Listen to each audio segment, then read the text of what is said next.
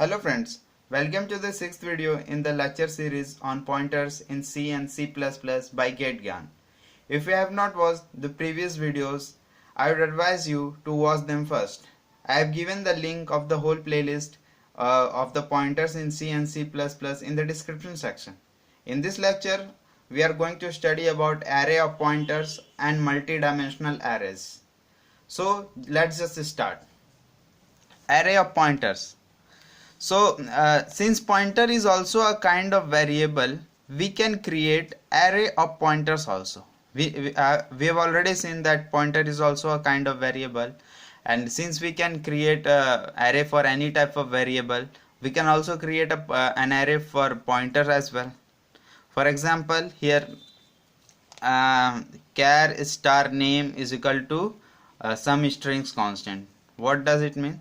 Name is an array of pointers to characters. Name is an array of pointers to characters. Okay, it is an array of pointers to characters, and what we are doing is we are storing some string constant, some 3 string constants into this. So how this is represented? Let's look. This is represented in the following way. This is our name array. It is an array of pointer. It contains three elements. Okay, and each element is a pointer to a character, and these are our string constant. They are located somewhere in the memory. Okay, so they are allocated somewhere in the memory. First is Anil, and the size of each string allocated is size of the string plus one for the null character that is represented that represent the end of the string. Okay, so our first element in this array of pointers points to this string constant, second to this string constant, third to this string constant.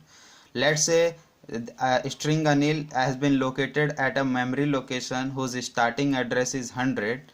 Then this element stores 100. Okay, similarly, if Aniyendra is located at a memory location whose starting address is 200, it stores 200.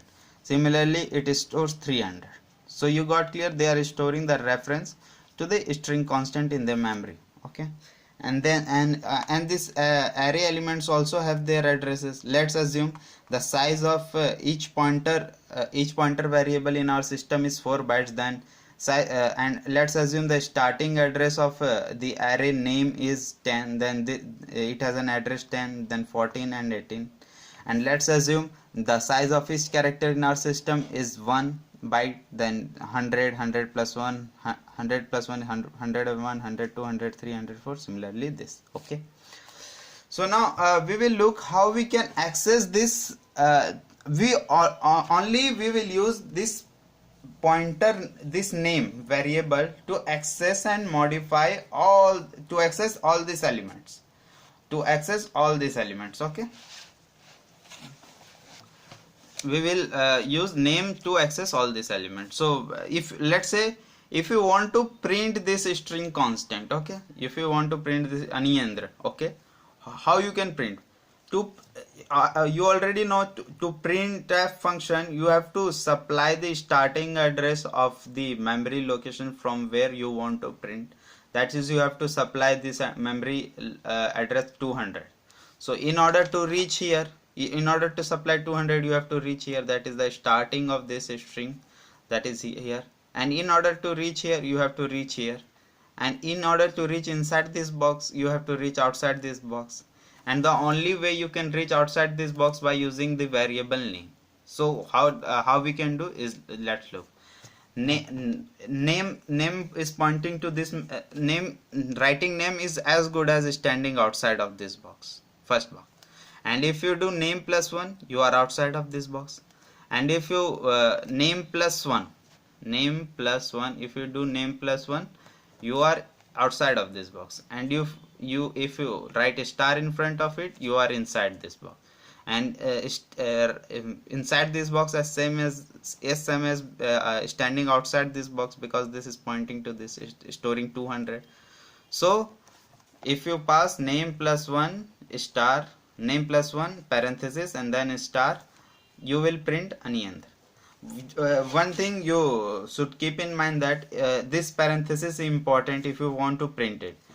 If you don't give parenthesis, if you simply write star name plus 1, then what will happen is that name is pointing to this memory location, and writing, since it is a unary operator and this is an arithmetic operator, and you know that unary operator has greater precedence than arithmetic operator. So unary operator star will be evaluated first. So it is will evaluated at first star name, then 1 will be added to it. So name means standing outside this box, and star name means standing out inside this box, and in standing out inside this box is as good as standing outside this box. Okay, so star name is as good as standing outside this box, and if you add 1, you are outside of this box. Okay, you are outside of this box. It means if you write star name plus 1, you are passing the you are standing outside this box, that is you are passing the address 101, and then you will print NIL, that is nil. Okay, similarly, let's say if you want to print this as, if you want to access this character as, if you want to, like using name variable, you want to access a particular character. So what you will do, in order to reach inside this box, first you have to reach outside this box. Okay, and in order to reach here, you have to reach here, and in order to reach here, you have to reach here. So only way you can reach here by using the name. So first what you have to do is, writing name is as good as standing outside this box. So if you add plus 2, that because this element is two elements beyond of this element, so name plus 2, you are here. So name plus 2, you are here, and you have to go inside this box. So we will write star in. So writing star name plus 2. So star name plus 2, you are here, that is you are outside of this box, and where you have to go here. So this element is 1 2 3, 3 elements beyond this, so you have to add 1 2 3. So you add 3. So star name plus 2 in parenthesis plus 3, you reach here, and you are outside this box, you want to reach inside this box, so you add a star in front of it, that is star parenthesis star parenthesis name plus 2 parenthesis close plus 3 parenthesis close so you are inside this box. Okay, so it will print as character as. Okay, so we saw how you can use this variable name as a pointer. All we are using it as a pointer by plus and dereferencing. You can also use this name variable as an array also. You can treat it like if it is an array.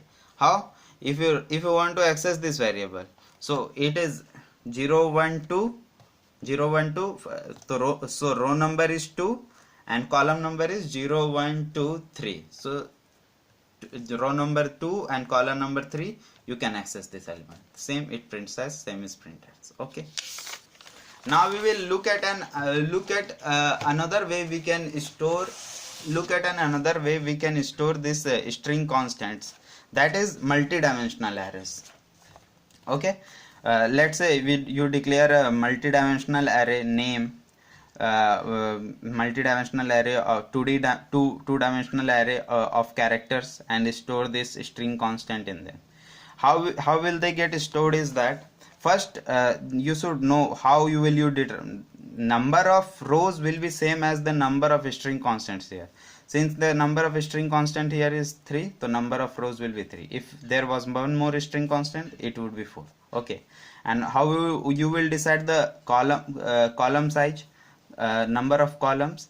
You should look at the longest string in all the string constant, longest string constant. Since the longest string constant is with size 8, so our number of columns will be length of the longest string constant plus 1 due to, because in order to allocate a string inside in a memory location, you need a null character as well. You need to store null character as well to represent the end of the string. So the column size will be the length of the longest string plus 1. So here length is 8 plus 1. So our column size, number of columns will be 9.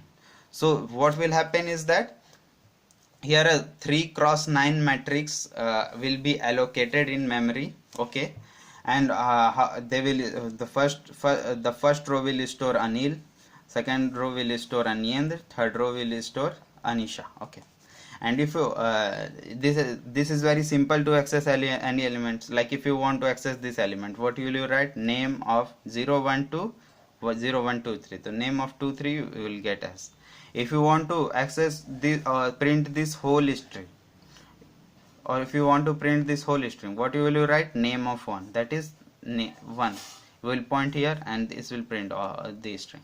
So we just saw like pointers of arrays and the multi-dimensional arrays are almost same. You can use them in the same way, but there is a very important difference between them. You can look here is whether you are storing any character here or character here, here or not. You have to declare, you have to allocate a memory location for them also, because all the rows will be of the same size. All the rows will be of the same size in the multi-dimensional array. But in the case of array of pointer, it was not the case. You can have a variable size of rows depending on the size of the string constant. Since it has size 5, so it has 5 columns. It has size of 9, it has 9 columns. It has size of 1 2 3 4 5 6, and it has 7 columns. So in array of pointers you can have variable column sizes, but in multi-dimensional array all the rows have the same size. All the rows have the same size. But in the case of array of pointers, different rows can have different sizes as well, depending on the length of the array elements stored in them, okay. So this is the major disadvantage of multi-dimensional array, because this memory locations are wastage, because this is the wastage of the memory. But in case of array of pointers, there is no such wastage. So a general advice will be to use, if you want to use this type of system where you want to use multi-dimensional kind of system, I would advise you to use array of pointers instead of multi-dimensional arrays, because here the number of rows is only 3. If the number of rows gets larger, then there will be a lot more wastage in multi-dimensional arrays. So I would advise you to use array of pointers always. So you just saw how what are the differences and what are the similarities between array of pointers and multi-dimensional arrays. So I hope you everything I taught you got clear to you. So if you have any doubt, you can raise them in the comment section. Please feel free to raise them in the comment section. I will love to answer them. And please leave your feedbacks in the comment section, so that how can I improve my video. And please like this video and share it with your friends also. And please subscribe to my channel also, because I will be uploading such type of videos daily. And don't forget, if you want these notes, I have added the link to where you can go and download these notes in the description section. You can go there and download these notes. So thanks for watching this video.